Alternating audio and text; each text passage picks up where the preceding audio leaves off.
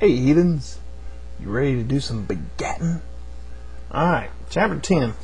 Alright, I will go ahead and tell you this is a pretty boring chapter. There are a few interesting parts, but very few. We'll try and rip through this as quickly as possible, all 32 verses. I'm going to high speed through these names. I mean, most of it doesn't matter. Alright, so now these are the generations of the sons of Noah. You got Larry, Moe, and Curly. And unto them were the sons born after the flood. Alright, these are after the flood. So you got Japheth, the sons of Japheth. Gomer and Magog, and Madai and Yavon and Tubal and Meshesh and blah, blah, blah. Alright, so the only ones that apparently matter is of Japheth is Gomer. Pyle, I assume is his last name. And the sons of Gomer, you have Ashkenaz and Riphath and Togarmah, and of the sons of Yavon, which is another of Japheth. So these are all grandchildren of, or great grandchildren of Noah. Yavon has 4 kids, and by these were the isles of the Gentiles divided in their lands, and everyone after his tongue. Divided after his tongue, meaning how he speaks. Remember, in 11, we're going to talk about how people all spoke the same language and they didn't speak a different language until they got to the Tower of Babel. Or Babel, however you like to say it. I don't care. After their families and nations. Alright, sons of Ham.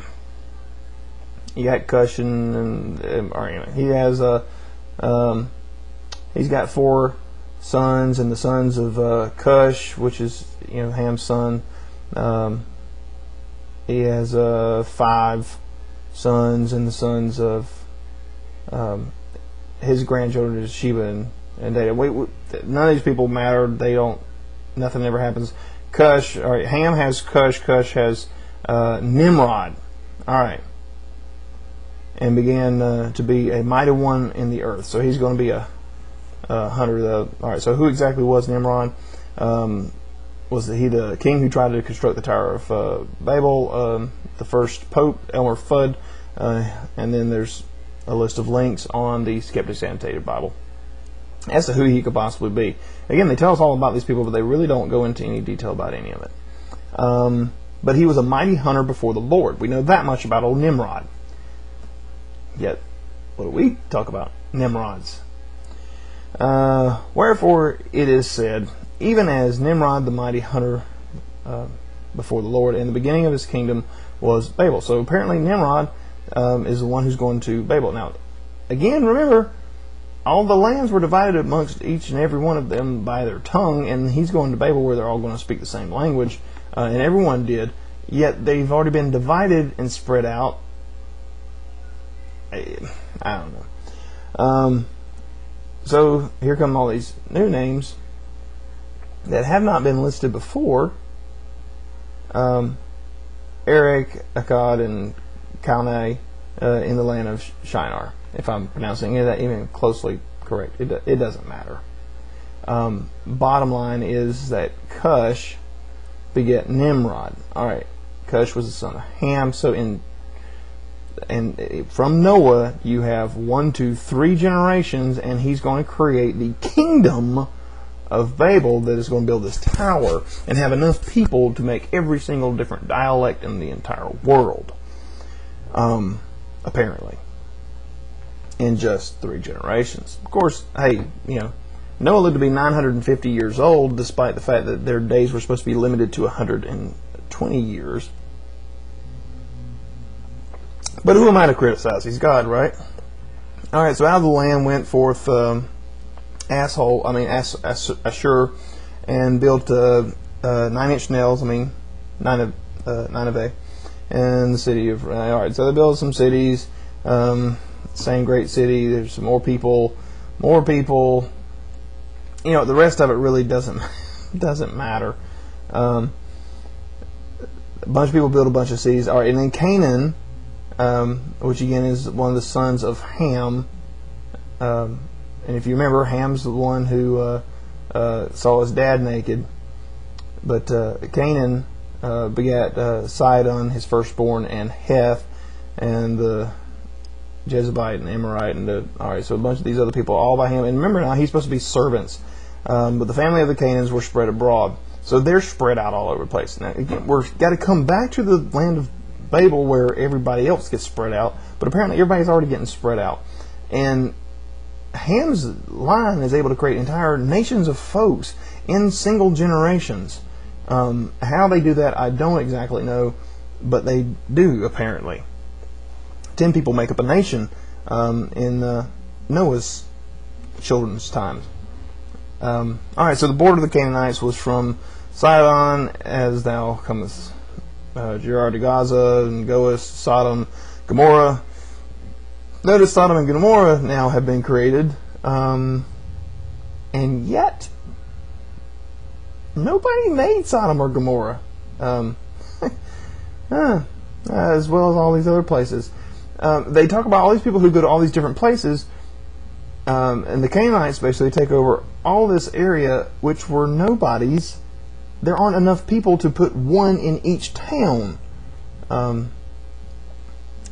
you're fast forwarding on down the line. But even then, it's just you and your children.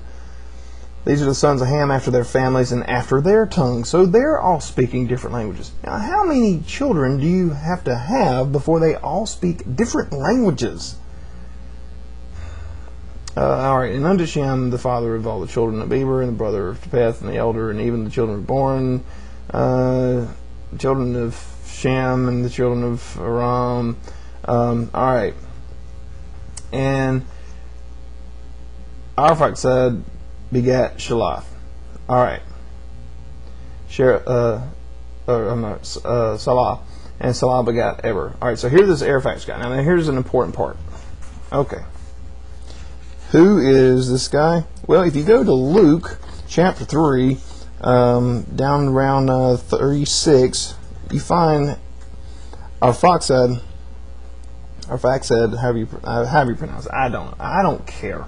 Some old guy from ever who probably never existed. How about that? This is the guy who has a son, Cainan. And I'm looking. I don't see his name mentioned yet. Maybe it's coming up. But this son goes on to create the lineage, which is supposed to be for Mary, which is actually Joseph. But anyway, it leads to the lineage of Jesus. But this guy here, the son of Shem, which is Sem in Luke's book, so he kind of screwed that up just a little bit, which was the son of Noah, and son of Lamech, all the way back to Adam, who, if you think that the Genesis story is just metaphor, means that lineage is a lie.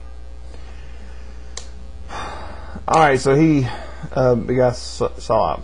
Alright. Are we sure about that? Later on, we find out in Luke, as I just mentioned. Now remember, Luke kind of screwed up the name just a little bit in the way that he says it, but it goes, in Luke's version, it's Cainan, son of Arphaxad, who is the son of Sam. Canaan has a son of Salah. So was Salah the son of Arphaxad or Cainan? Whatever it is, doesn't matter. You'll say they didn't really have a word for grandchild or whatever, but apparently they do. He's called so and so begot this, so and so begot that. Slightly off there. Luke screws up again. All right, so Peleg, for in his days was the earth divided. So now you got, this is something that they use for the continental drift. So apparently at this point is when Australia breaks off and everybody dies because it moves the ocean so bad that a tidal wave of enormous proportions would have had to happen in this short period of time. Anyway, has a whole bunch of more people. These are the sons of Shem after their families, after their tongues, and in their land. So again, here's all these people that are divided into all these different nations, and they all still speak different languages. And now we're off to the Tower of Babel.